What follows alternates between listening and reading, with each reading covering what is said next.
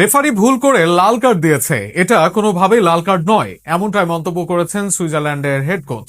একদিন আগেই বলেছিলেন বিশ্বকাপে রেফারিরা নিরপেক্ষ, তবে এবার সিদ্ধান্ত নিজেদেরই বিপক্ষে গেছে বলে দাবি এই কোচের। ওই সময় কার্ড দেখানোটা অবিশ্বাস্য মনে করছেন তিনি। তার বক্তব্য নিয়ে আরও থাকছে প্রতিবেদনা। বিশ্বকাপের কোয়ার্টার ফাইনালে আর্জেন্টিনার কাছে 3-1 গোলে হেরে বিদায় নিয়েছে সুইজারল্যান্ড। তবে ম্যাচ শেষেও থামেনি বিতর্ক। বিশেষ করে ব্রিল এমভোলোর লাল কার্ডের সিদ্ধান্ত নিয়ে তীব্র ক্ষোভ প্রকাশ করেছেন সুইজারল্যান্ডের প্রধান কোচ মুরাদ ইয়াকিন। তার দাবি, রেফারি ও ভিডিও সহকারী রেফারির ভুল সিদ্ধান্তই ম্যাচের গতিপথ বদলে দিয়েছে এবং সেই ভুলের খেসারত দিয়েই বিদায় নিতে হয়েছে তার দলকে।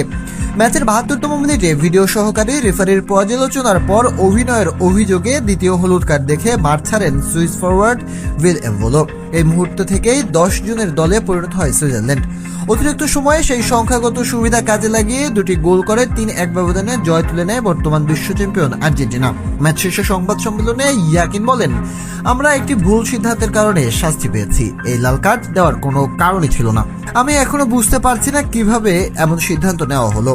তিনি আরো বলেন, ঘটনাটি ছিল সম্পূর্ণ স্বাভাবিক, সেখানে কোনো অসৎ উদ্দেশ্য বা প্রতারণার চেষ্টা ছিল না, কিন্তু রেফারির সেই ভুল সিদ্ধান্ত আমাদের শাস্তি দিয়েছে এবং পুরো ম্যাচ পরিকল্পনাই ভেঙে দিয়েছে।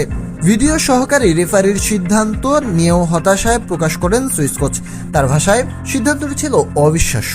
আমি এর সঙ্গে সম্পূর্ণ দ্বিমত পোষণ করছি। সেখানে স্পষ্ট সংস্পর্শ ছিল। তারপরও কিভাবে রেফারি এবং ভিএআর এমন সিদ্ধান্তে পৌঁছালেন তা আমার বোধগম্য নয়। তবে আর্জেন্টিনাকে ইচ্ছাকৃতভাবে সুবিধা দেওয়া হয়েছে এমন অভিযোগ করতে চাননি ইয়াকিন। এ বিষয়ে তিনি বলেন, আমি বলবো না যে আর্জেন্টিনাকে বিশেষ সুবিধা দেওয়া হয়েছে।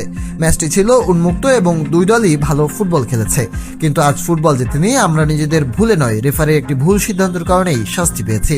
ম্যাচের ভাগ্য নির্ধারণে এমভোলোর লাল কার্ডই সবচেয়ে বড় প্রভাব ফেলেছে বলেই মনে করেন সুইস কোচ। তিনি বলেন, এটাই ছিল ম্যাচে সবচেয়ে গুরুত্বপূর্ণ মুহূর্ত, যা ফল নির্ধারণ করে দিয়েছে। এখন অভিযোগ করে আর লাভ নেই, তবুও আমি আর্জেন্টিনাকে অভিনন্দন জানাই।